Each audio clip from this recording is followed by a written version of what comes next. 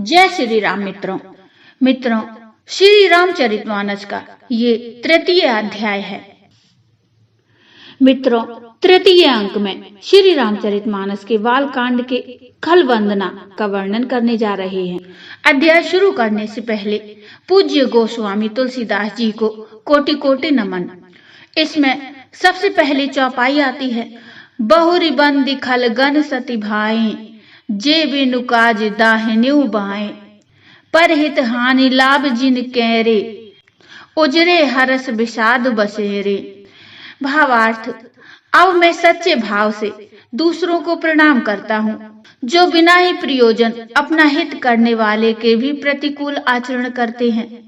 दूसरों के हित की हानि ही जिनकी दृष्टि में लाभ है, जिनको दूसरों के उजड़ने में हर्ष और बसने में विषाद होता है। हरिहर जस राकेश राहु से, पर आकाज भट सहस बाहु से, जे पर दोष लखहि सहस साखी, पर हित घृत जिनके मन माखी। जो हरि और हर के यश रूपी पूर्णिमा के चंद्रमा के लिए राहु के समान है, अर्थात जहाँ कहीं भगवान विष्णु या शंकर जी के यश का वर्णन होता है, उसी में वे बाधा देते हैं। और दूसरों की बुराई करने में सहस्त्रबाहु के समान वीर है, जो दूसरों के दोषों को हजार आंखों से देखते हैं और दूसरों के हित रूपी घी के लिए जिनका मन मक्खी के समान है, अर्थात जिस प्रकार मक्खी घी में गिरकर उसे खराब कर देती है और स्वयं भी मर जाती है, उसी प्रकार दुष्ट लोग दूसरों के बने बनाए काम को अपनी हानि करके भी बिगाड़ देते हैं। तेज कृषाण रोष महिषेषा, अग अवगुण धन धनी धनेशा, उदय केत समहित सब ही के, कुंभकर्ण सम सोबत नीके। जो तेज दूसरों को जलाने वाले ताप में अग्नि और क्रोध में यमराज के समान है, पाप और अवगुण रूपी धन में कुबेर के समान धनी है, जिनकी बढ़ती सभी के हित का नाश करने के लिए केतु यानी पुच्छल तारे के समान है, और जिनके कुंभकर्ण की तरह सोते रहने में ही भलाई है।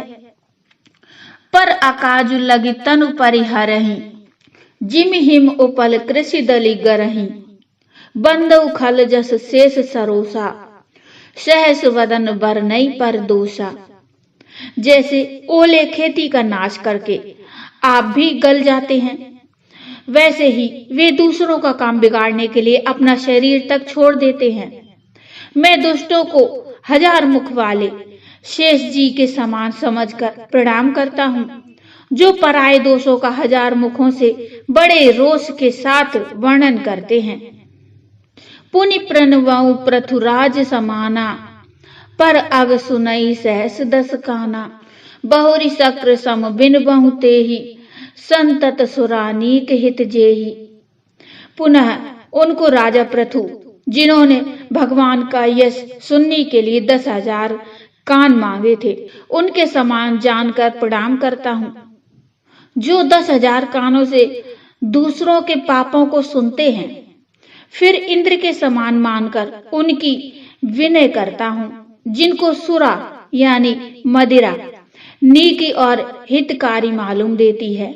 इंद्र के लिए भी सुरानीक अर्थात देवताओं की सेना हितकारी है। वचन वज्र जेहि सदा पियारा, सहस नयन पर दोष निहारा। जिनको कठोर वचन रूपी वज्र सदा प्यारा लगता है और जो हजार आंखों से दूसरों के दोषों को देखते हैं। अब दोहा आता है। उदासीन अरिमीत हित, सुनत जरहि खल रीति, जानि पानि जुग जोरी जन, विनती करई सप्रीति। दुष्टों की यह रीति है कि वे उदासीन शत्रु अथवा मित्र किसी का भी हित सुनकर जलते हैं। यह जानकर दोनों हाथ जोड़कर यह जन प्रेम पूर्वक उनसे विनय करता है। अब चौपाई आती है। मैं अपनी दिस कीन निहोरा, तिन निज और न लावऊं भोरा, बायस पलेहि अति अनुरागा, हो ही निरामश कबहू की कागा। मैंने अपनी ओर से विनती की है, परंतु वे अपनी ओर से कभी नहीं चूकेंगे। कौओं को बड़े प्रेम से पालिए, परंतु वे क्या कभी मांस के त्यागी हो सकते हैं? तो बोलो जय श्री राम। पूज्य गोस्वामी तुलसीदास जी की भी जय। मित्रों, ये प्रसंग यहीं तक, आगे का प्रसंग अगली वीडियो में। मित्रों, रामचरितमानस का पाठ आपको जरूर अच्छा लग रहा होगा, मन को भा रहा होगा।